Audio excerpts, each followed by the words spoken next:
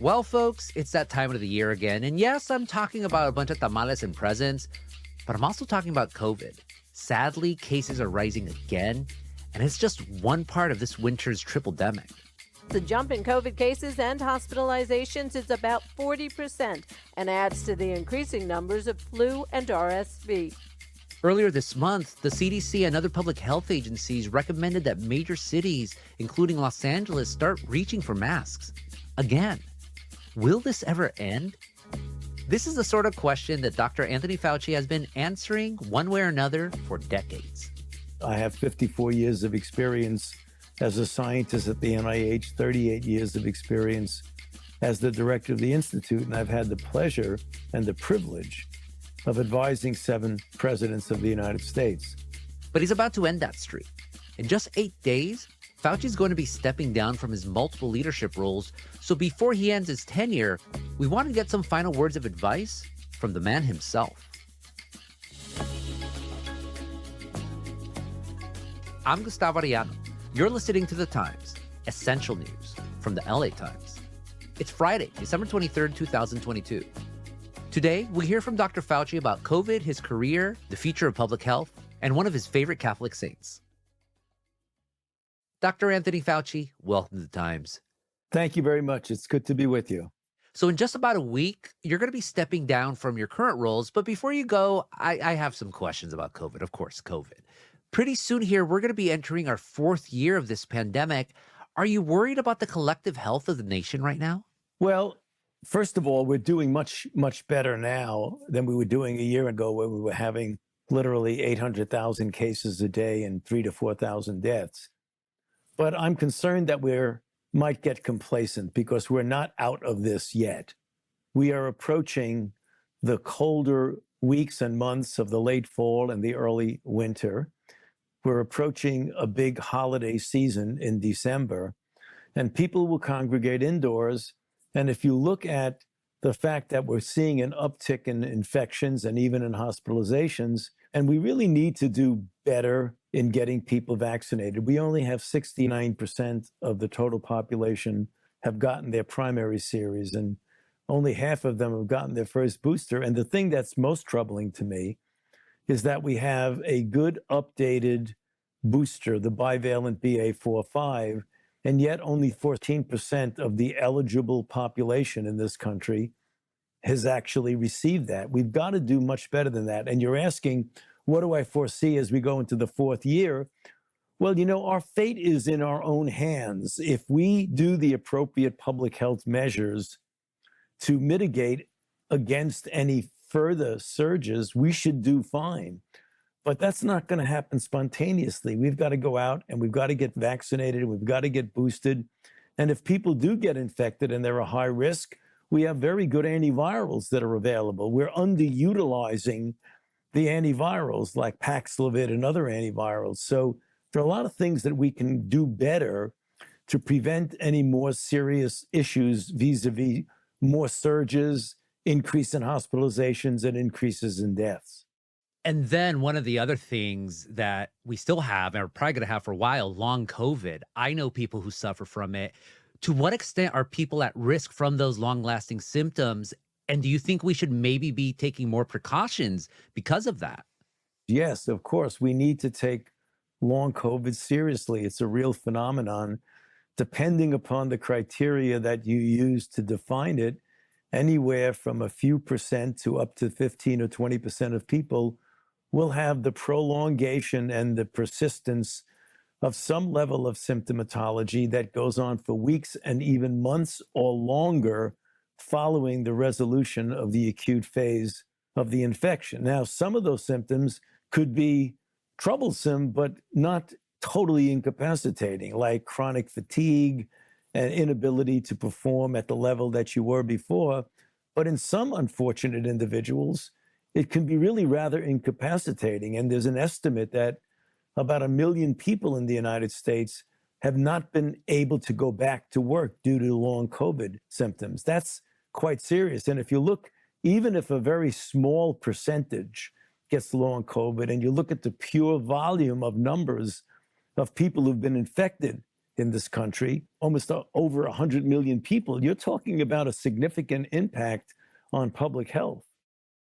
There's just been so much fatigue these days, really from the beginning when it came to the pandemic. And a lot of that comes from all the misinformation and confusion that has spread around. There's been protests, campaigns against public health agencies and officials like you. What do you think it's going to take for the skepticism to die down and for people to continue getting boosted or even vaccinated? I don't think there's an easy answer to that. There is a level and a profound nature of the divisiveness in this country, which is really very disturbing, where public health principles and public health recommendations are influenced by political ideology. We've got to pull away from that. I'm just hoping that the country as a whole, not everybody's going to feel that way, but more and more people realize that the common enemy is the virus, and we've got to pull together utilizing good public health principles to prevent further spread and to make sure individuals who otherwise would not have been protected if they didn't get vaccinated, we've got to get them vaccinated, because pulling back and not getting vaccinated results in the loss of lives. Vaccination is a life-saving intervention. We've got to utilize that to its maximum. Do you think the Biden administration is making headways towards that? The Biden administration is certainly trying. They're doing everything they can. They just came out with a plan as we approach the winter to make it much more easy for people to get vaccinated, to make it much more easy for people to be tested. They've reactivated the covidtests.gov website so that people can now go in and continue to get their free tests. So the administration is trying very hard to alleviate what is potentially going to be a problem as we get further into the winter.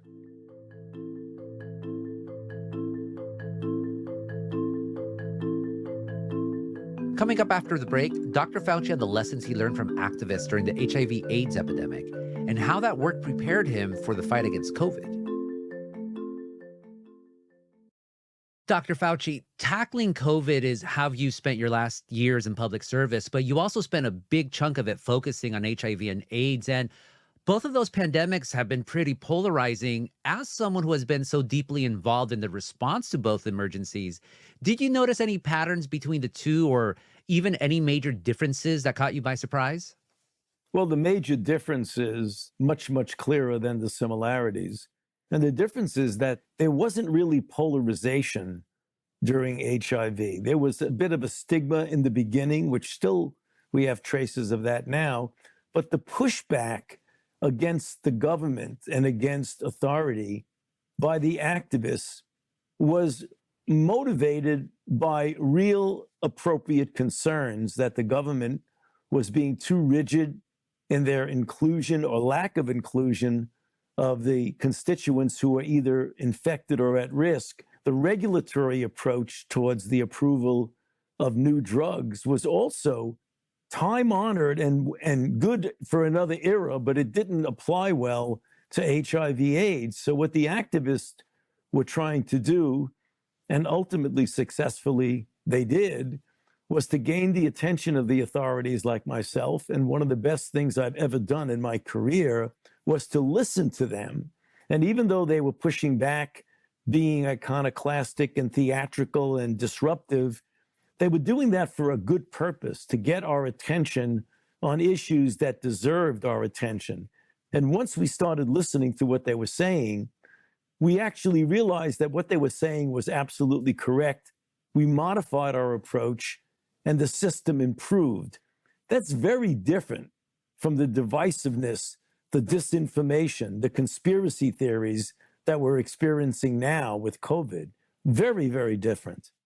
You mentioned the activism and you described it as theatrics. Was there one protest or one action in particular that you remember that stuck with you and maybe told you, maybe I should start listening to what they're saying instead of just dismissing the theatrics? Because I remember at that time, people were just saying like, oh, they're just loudmouths. But obviously you listened and you talked to them.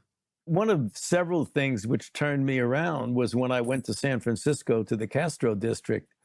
And I went to the bedside of a person who was suffering from HIV, who was also losing his vision due to cytomegalovirus infection, which destroys the retina. And there was a very rigid approach in the FDA that if you were on a drug for HIV, you couldn't be on a drug for the CMV. So it was sort of didn't make any sense. And I went to the person's room and he said, Dr. Fauci, you guys are telling me I could either take a medicine for HIV, live a little longer, and then go blind, or I could take a medication for my CMV, save my vision, but die from HIV. That is a completely untenable choice. And that's when I realized, oh my goodness, this guy makes perfect sense. We've got to be much more flexible. How important of a role, then, do you think public activism plays in improving public health? I think well-informed public activism with good intention does a great deal to improve public health. The witness, in case in point, is how the approach to HIV was so vastly improved by embracing the activist community.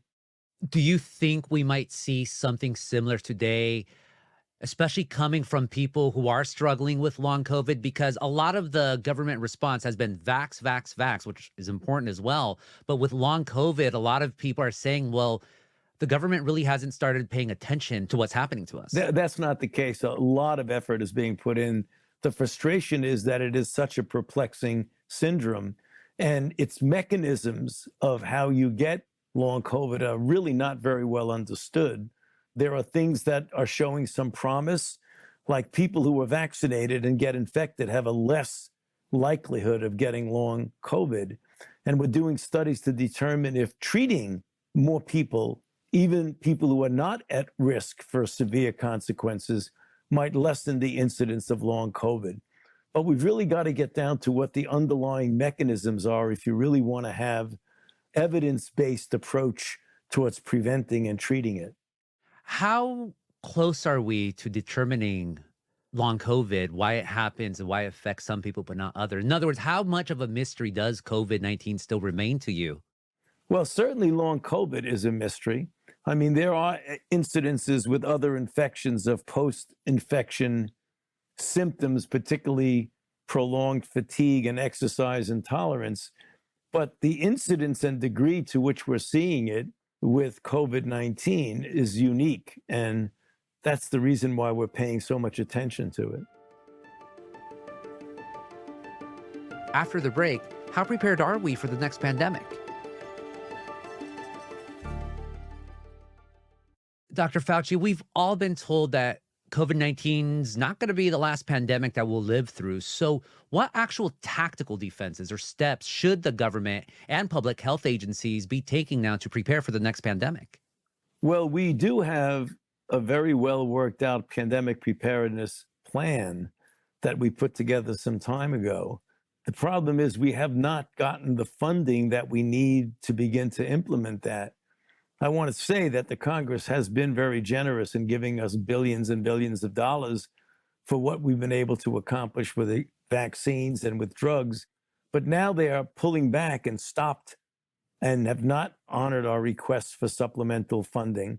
And it doesn't look like, given the budget hang-up we have now with the continuing resolution, that we're going to get any additional money at all that we really do need if you want to prepare for the next pandemic. Even though we just are still in the midst of a pandemic, there's still people who don't think that there's going to be another pandemic. So why bother spending more money to try to... No, I don't think, I just think they feel we've spent enough on this and that's it. And they're not focusing on the fact that when we get this behind us, there will be the threat of another one. We don't know whether it's going to be next year, 5 years from now, or 30 years from now. That's the reason why there's the reluctance to put so much money in it, because it is so unpredictable. What are you looking forward to after stepping down, and what, if anything, is going to bring you back? Well, I'm not going to come back into the federal government unless something very unusual happens. I would doubt that that's the case, so I never rule anything out. But I'm not leaving the scene. I'm going to be doing what I'm doing about lecturing, about teaching, about writing, about hopefully serving as an example for younger individuals who are interested in going into science or who are already in science, and need some encouragement about pursuing their passion, the one thing I can offer them now is I have 54 years of experience as a scientist at the NIH, 38 years of experience as the director of the Institute, and I've had the pleasure and the privilege of advising 7 presidents of the United States. So I do have something to offer people in the terms of experience, and I'm going to use the venues of lecturing and writing to do that. What is going to be the through line, whether you're speaking to kindergartners or scientists? What's like the one message you're going to be emphasizing above all? I'm going to emphasize the importance of public health and the importance of medicine and science, because we're having a real anti-science movement in this country that's very disturbing. And I'd like to counter that by emphasizing the importance of putting confidence in the scientific method. Finally, Dr. Fauci, you're the product of a Jesuit education, both high school and college. You've spoken about how formative the Catholic religious order's approach to critical thinking was to your life. What's one lesson from the Jesuits that you think all Americans can learn from? Well, it's the lesson, which is the motto of my high school and my college, which is service to others. And that's what I think we need to get much more of that in society, of people caring not only about themselves, but caring about others and caring about making society better. If more people did that, I believe we'd be much better off than we are right now. What saint do you like more, St. Francis Xavier or St. Ignatius of Loyola? I'd have to say St. Ignatius of Loyola, because St. Francis Xavier was our big competitor in high school basketball. And since I was the captain of the basketball team, they were a good team and we were a good team, and we always were playing against each other. So I have to go with St. Ignatius Loyola.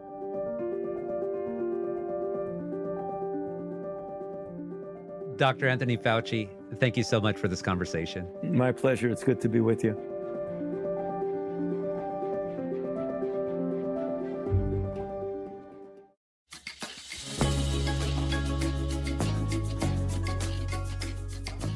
And that's it for this episode of The Times. Essential news from the LA Times. Kasha Brasalian and Ashley Brown were the jefas on this episode. Hiba El-Orbani was the editor, and Mike Heflin mixed and mastered it. Our show's produced by Denise Guerra, Kasha Brasalian, David Toledo, Ashley Brown, and Helen Lin. Our editorial assistants are Roberto Reyes and Nicholas Perez. Our engineers are Mario Diaz, Mark Nieto, and Mike Heflin. Our editor is Kinsley Moreland. Our executive producers are Jasmine Aguilera, Shani Hilton, and Hiba El-Orbani, and our theme music is by Andrew Eaton. I'm Gustavo Arellano. We'll be back Monday with all the news in this month. Gracias.